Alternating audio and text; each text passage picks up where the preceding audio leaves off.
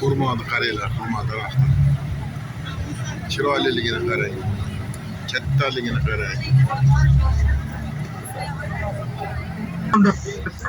Mana shu ehsonimiz biriga 1000, 10 ming ham bo'lishi mumkin. Alloh taolo mana shunday bizni ehson qiluvchi bandalaridan qilsin aylasin hammamizni. Ziyoratimiz kun tartibda bor ekan.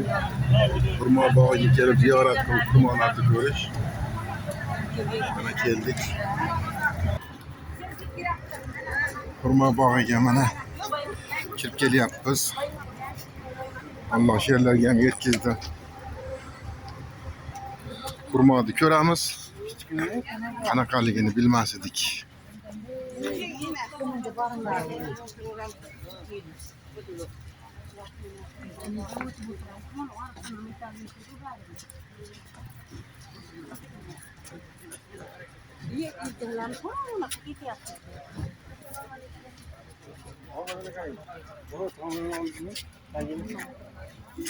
Mana hurma daraxtini tomir ekan.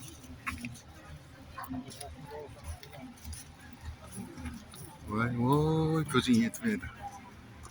Balandligini qara mana. Boshingga aylanib ko'zing yetmaydi.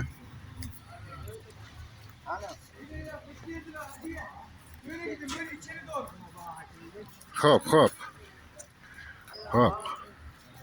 O'tinglar deydi, nima? Arab do'stim aytadi. To'rga o'tinglar mehmonlar, to'rga o'tinglar deydi. Bir kelib qopsizlar. Mana ziyoratchilar ekan bular hammasi. Buna hurma daraxtini qaranglar.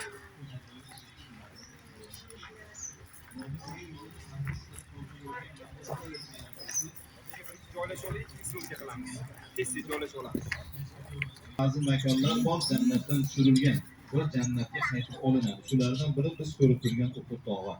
Bizni diyor ulamolari aytishadiki, bir banda Uhudni ko'rarkan Alloh taolodan so'rasin, Robbim senga hamdard bo'lsin. Shu Uhud tog'ini mana bu dunyo hayotida ko'rdim. Endi jannatda ham meni ko'ray shu tog'ni deb so'rasin deydi. Endi qachon ko'ramiz desa, maqsad jannatni so'rayapmiz. Yana bitta go'zal sunnatlari payg'ambar alayhissalomda shu bizga o'sha Uhudni atrofidan o'tib ketayotganlar aytganlarki, Jabal Uhud yuhibbuna nuhibbuhu deb. Uhud tog'i bizni yaxshi ko'radi, biz ham Uhudni yaxshi ko'ramiz.